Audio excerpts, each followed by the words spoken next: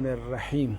شرح الباب الحادي عشر، الدرس الثاني عشر، المقصد الثاني. بسم الله الرحمن الرحیم. الحمد لله رب العالمین و صلی الله علی محمد و آله الطاهرین و لعنت الله علی اعدائهم اجمعین الی یوم الدین. المقصد الثاني في بيان أن قدرته تعالى يتعلق بجميع المقدورات، يعني كل شيء يصدق عليه الشيئية فهو مقدور لله تبارك وتعالى، كما نقول ان الله على كل شيء قدير. خلق 7 سماوات وأراضين وأكثر منهما، وكذا خلق كل شيء يكون متعلق قدرة الله تبارك وتعالى بمعنى جواز التعلق والوقوع، لا الوقوع، بل هناك كثير من الأشياء كان مقدورا لله تبارك وتعالى ولم يوجد ولم يوجده الله تبارك وتعالى ولم يقع، ولو كان في قدرة الله تبارك وتعالى أن يوجده. هذا عقيدتنا، هذا الأمر عقيدتنا في قدرة الله تبارك وتعالى في عموميته للتعلق بجميع الأشياء والكائنات، يعني يمكن أن يصير كائنا ويوجد، خلافا لكثير من المذاهب الباطلة حيث أنهم يقيدون قدرة الله تبارك وتعالى بالتعلق على أمور بأدلة واهية وموهونة وموهومة. قال المقصد الثاني في بيان أن قدرته تعالى يتعلق بجميع المقدورات. قال وقدرته يتعلق بجميع المقدورات، يعني جميع الأشياء عندنا مقدور لله تبارك وتعالى. لماذا؟ لأن العلة المحوجة إليه هي الإمكان، يعني العلة لاحتياج الأشياء إلى تعلق القدرة نفس كونها ممكنة، يعني كل ما يجوز له الوجود والعدم فيمكن لله تبارك وتعالى أن يوجده ويعدمه. فالإمكان من جهة الأشياء، ومن جهة أخرى كون الله تبارك وتعالى لا يتقيد ولا تتقيد ذاته تبارك وتعالى بجهة دون جهة، لأنه ليس متجزئا حتى يتوافق وجوده مع شيء ولا يتوافق مع شيء آخر.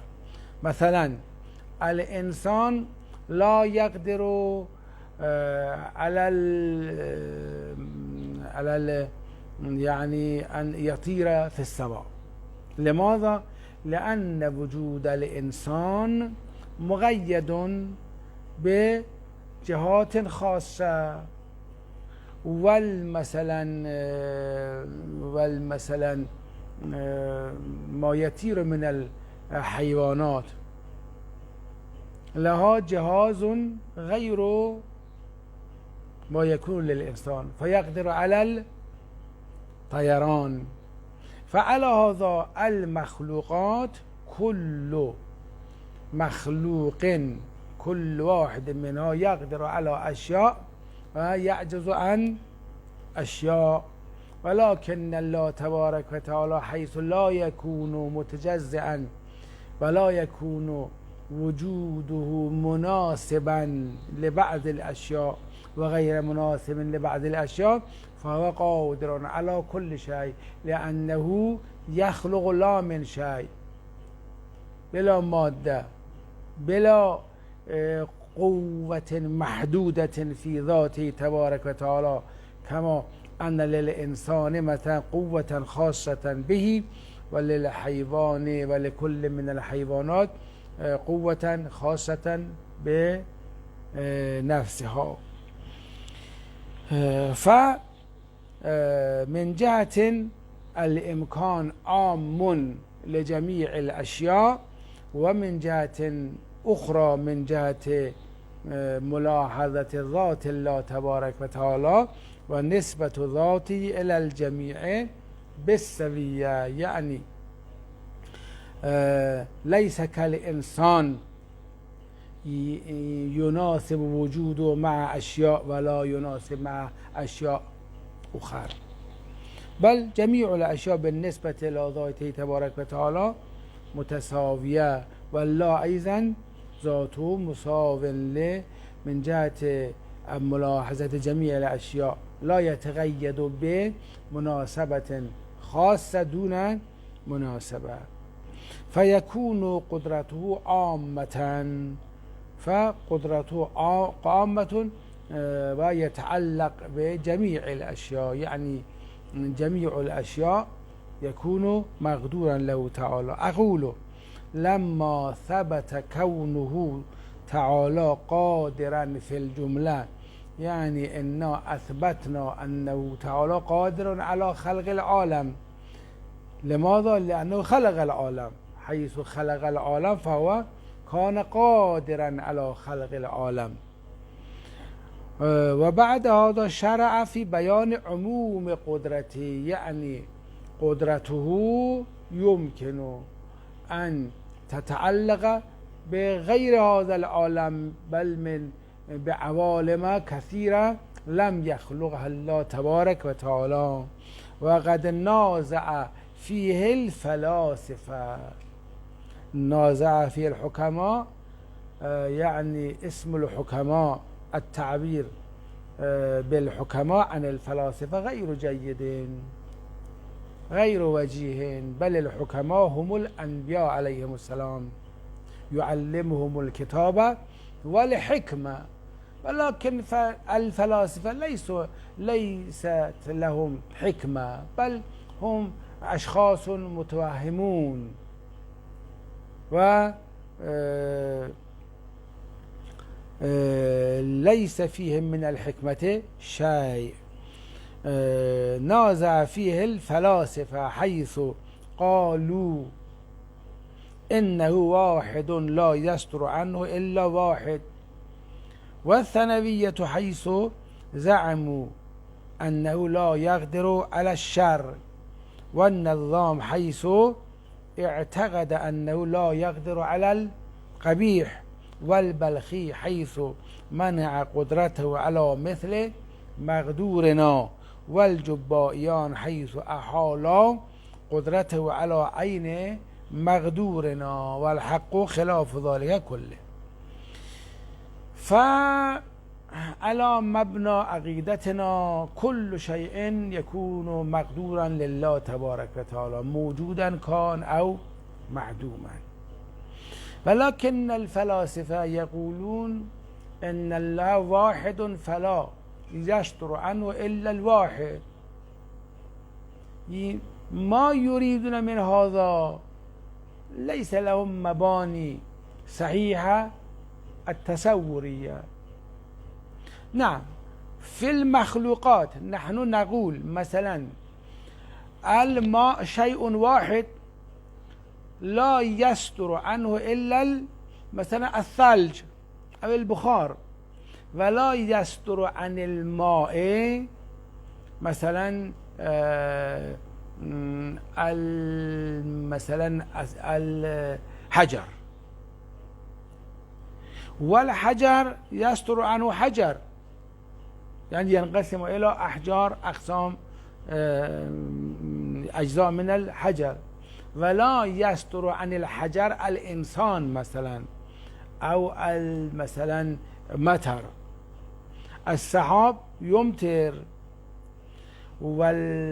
والنار مثلا تحرق. يعني كل شيء بما أنه واحد من الأشياء فله مناسبة مع واحد من سنخه. وهذا أيضا مسامحة في التعبير. لماذا؟ لأن النار لا يستر عنه شيء، بل يتحول، النار تتحول من حالة إلى أخرى. أو الحجر مثلا لا يستر عنه شيء، لا يوجد شيئا، ليس قادرا على إيجاد شيء وإصدار شيء، بل يتحول من حالة إلى حالة. فالفلاسفة قاسوا ذات الله تبارك وتعالى بهذه المخلوقات، وقالوا كما أن مثلا حجر لا يستر عنه إلا شيء واحد وهو حجر، وعن الماء لا يستر إلا مثلا ماء أو مثلا الثلج أو البخار، فكذا الله تبارك وتعالى حيث إنه واحد فلا يكون قادرا على إصدار أشياء متعددة وخلق أشياء متعددة، بل لا يستر عنه إلا شيء واحد، وذاك الشيء الواحد يوجد فيه جهات متعددة حتى يتكثر آثاره وتتكثر آثاره، وهناك لهم مزخرفات جدا، يعني أوهام باطلة، وليس المقام مقام شرح مبانيهم ومطالبهم وأوهامهم. وإن شرحنا ذلك كله في كتبنا الأخرى، وشرح العلامة الحلي أيضا كلامهم في كتاب كشف المراد، ورد عليهم بردود متعددة. والجواب واضح: من عرف الله بالقياس لا يزال دهره في التباس. من شبه الله بخلقه فهو مشرك. إن الله تبارك وتعالى ذات متعالية عن الأجزاء وقادر على كل شيء بلا مادة ولا مدة، بل يخلق لا من شيء. فكيف أنتم تقيسون ذات الله تبارك وتعالى بهذه المخلوقات غير المختارة؟ الإنسان حيث إنه مختار يمكن أن يستر عنه أفعال كثيرة، أشياء كثيرة، المعاصي متعددة، الطاعات كثيرة، مع أنه إنسان. ولكن المختار كما قال العلامة الحلي والخواجة الطوسي رحمة الله عليهما تتعدد آثاره، لأنه مختار يمكنه أن يوجد ويخلق أشياء كثيرة.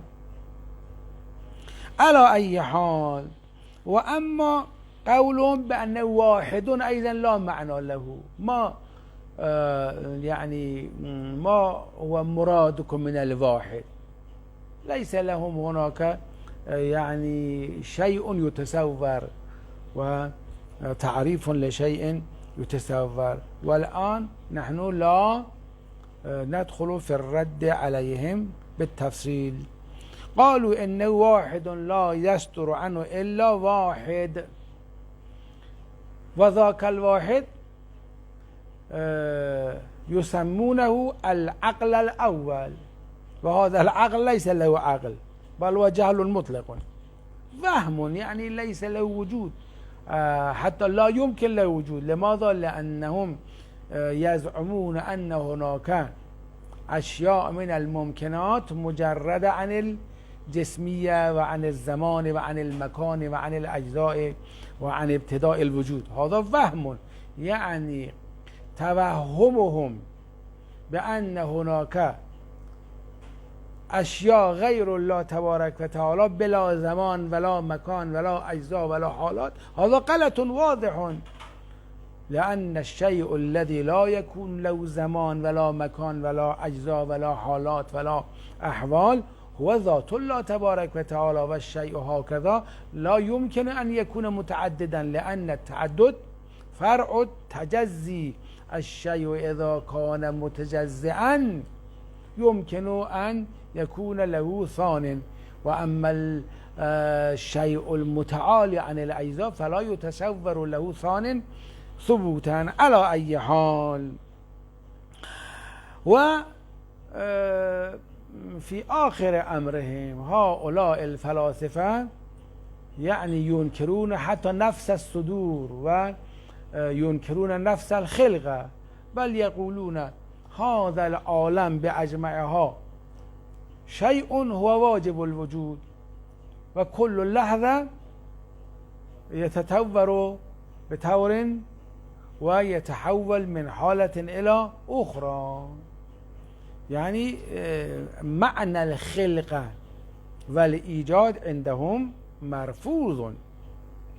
على أي حال، يعني كلامهم حتى بصدور واحد عن واحد أيضا شيء فيه مسامحة.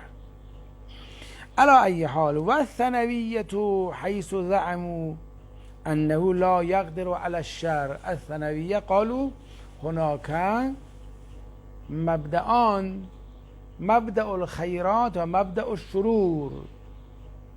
لماذا؟ لأنهم زعموا أن الله تعالى لا يقدر على الشر، فيجب أن يكون هناك شيء غير الله يستر عنه الشر، وهذا غلط واضح، لأن الله تبارك وتعالى قادر على الشر ولكنه لا يفعل الشر لأنه حكيم وقادر وغير محتاج ورحمن ورحيم، لا أنه لا يقدر على الشر. مضافا إلى أن الله تبارك وتعالى ليس في فعله إلا الأصلح، إن الله تبارك وتعالى لا يفعل بعباده إلا الأصلح لهم، ولكن الناس أنفسهم يظلمون ولا يظلم الناس شيئا ولكن الناس أنفسهم يظلمون. فالشر الموجود في العالم هو من فعل هؤلاء الذين يخالفون الله تبارك وتعالى ويعصونه فلا يطيعون الله تبارك وتعالى، فيوجدون الشر في العالم والظلم والقبائح. والنظام حيث اعتقد أنه لا يقدر على القبيح. نظامهم كل هؤلاء من أهل السنة قال إن الله لا يقدر على القبيح، نقول لا، إن الله يكون قادرا على القبيح ولكن لا يفعل القبيح لما مضى. والبلخي حيث منع قدرته على مثل مقدورنا، يعني مثلا أنا مثلا أكسر هذا الزجاج، هل الله لا يقدر على كسر الزجاج؟ أو مثلا أنا أنقل هذا من هنا إلى هنا، والله تبارك وتعالى يمكن أن ينقل هذا من هنا إلى هنا، ولكن لا بالآلة لا بالحركة لا باليد والآلات، فهو قادر ولكن نعم منع قدرة على مثل مقدورنا. والجبائيان حيث أحال قدرته على عين مقدورنا، مثلا إبراهيم عليه وآله السلام كان قادرا على ذبح ولده، والله تبارك وتعالى أيضا قادر على الذبح والمنع عن الذبح، فمنع عن الذبح ولو لم يكن إلا قادرا على الذبح لا يمكنه، كان لا يمكنه المنع من الذبح، فهو قادر على عين مقدورنا ولكنه أذن لنا في أفعالنا الاختيارية، لا أنه لا يقدر على أفعالنا. والحق خلاف ذلك كله، والدليل على ما ادعيناه، يعني تقييد قدرة الله تبارك وتعالى من جانب هؤلاء المتوهمين غلط، والحق معنا في أنه تبارك وتعالى يقدر على كل شيء. والدليل على ما ادعيناه أنه قد انتفى المانع بالنسبة إلى ذاته، يعني من جهة ذات الله تبارك وتعالى لا تتقيد ذات الله تعالى بجهة دون جهة، مثل الماء والحجر والشجر والإنسان، كل واحد من هذه الأشياء يقدر على شيء مناسب لوجوده. وبالنسبة إلى المقدور، والمقدورات أيضا كلها بالنسبة إلى الله تبارك وتعالى متساوية. مثلا أنا قادر على نقل شيء قريب مني، ولا أقدر على نقل هذا من مكان إلى مكان إذا كان بعيدا مني، والله تبارك وتعالى لا يقرب من شيء ولا يبعد من شيء، فلا يتقيد قدرته وفعله بوجود دون فعل. وبالنسبة إلى المقدور فيجب التعلق العام، يعني يجب جواز تعلق قدرة الله تبارك وتعالى على كل شيء وعموم الأشياء. أما بيان الأول، يعني بيان أن الله تبارك وتعالى لا تتقيد ذاته بجهة خاصة حتى لا يمكنه فعل شيء آخر، فهو أن المقتضي لكونه تعالى قادرا هو ذاته، ونسبة ذاته إلى الجميع ونسبتها إلى الجميع متساوية، لا يقرب من شيء لا يبعد من شيء، لا يكون مثلا أكبر أو أصغر من شيء، بل هو ذات، هو قادر بلا أجزاء وحالات، متساوية لتجردها، يعني هو مجرد عن الزمان والمكان والأجزاء والحالات المختلفة، فيكون مقتضاها أيضا متساويا النسبة وهو المطلوب، فهذا مقتضي وذاك مقتضى، فالمقتضى يعني جواز التعلق عام وهو مطلوبنا. وأما بيان الثاني، يعني أن جميع الأشياء بالنسبة إلى ذات الله تبارك وتعالى أيضا متساوٍ، فلأن المقتضي لكون الشيء مقدورا هو إمكانه، والإمكان مشترك بين الكل، جميع الأشياء جائز الوجود والعدم نظرا إلى ذواتها، ولكن كل فاعل غير الله تبارك وتعالى وجوده مقيد بجهات وأجزاء لا يقدر على كل شيء، والله تبارك وتعالى لا مانع من جهة ذاته على جواز قدرته على كل شيء، فيكون صفة المقدورية أيضا مشتركا بين الممكنات وهو المطلوب. وإذا انتفى المانع بالنسبة إلى القادر وبالنسبة إلى المقدور وجب التعلق العام وهو المطلوب، يعني جواز تعلق قدرة الله إلى كل شيء وعلى كل شيء. واعلم أنه لا يلزم من التعلق الوقوع، إذا قلنا قدرته يتعلق بجميع الأشياء لا نريد أنه يفعل جميع الأشياء، فعل جميع الأشياء، لا يفعل القبيح، لا يظلم الناس شيئا، ما خلق السماء الثامنة. على أي حال فلم يقع من الممكنات إلا ما أوقعه الله تبارك وتعالى، بل الواقع بقدرته تعالى هو البعض لا جميع الأشياء، وإن كان قادرا على الكل، وإن كان قادرا على الكل، على كل شيء. والأشاعرة وافقوا في عموم التعلق وادعوا معه الوقوع. والأشاعرة قالوا قدرة الله يجوز تعلقه بكل شيء، عامة قدرة الله، ومضافا إلى ذلك ادعوا معه الوقوع، يعني ادعوا تعلق قدرة الله وقوعا بأفعالنا، بالمعاصي، بالكفر والإلحاد والزندقة وكذا، كما سيأتي بيان ذلك إن شاء الله تعالى، حيث إنهم يقولون كل فعل فعل الله، والله يفعل فينا فعله حتى من المعاصي والطاعات، ونحن لا نوجد شيئا حتى لا نفعل فعلا، بل الفاعل فينا هو الله تبارك وتعالى حتى في المعاصي والعبائد.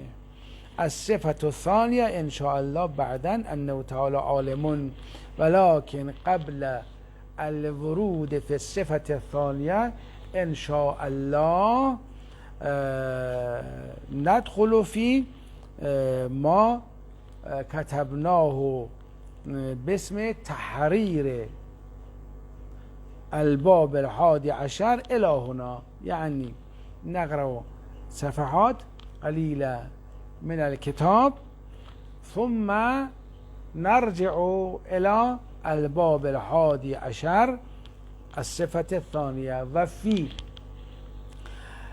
ما كتبناه باسم تحرير الباب 11 فيه فوائد هامة جدا إن شاء الله، لا تجوز الغفلة عنها. وصلى الله على محمد وآله الطاهرين، ولعنة الله على أعدائهم أجمعين إلى يوم الدين.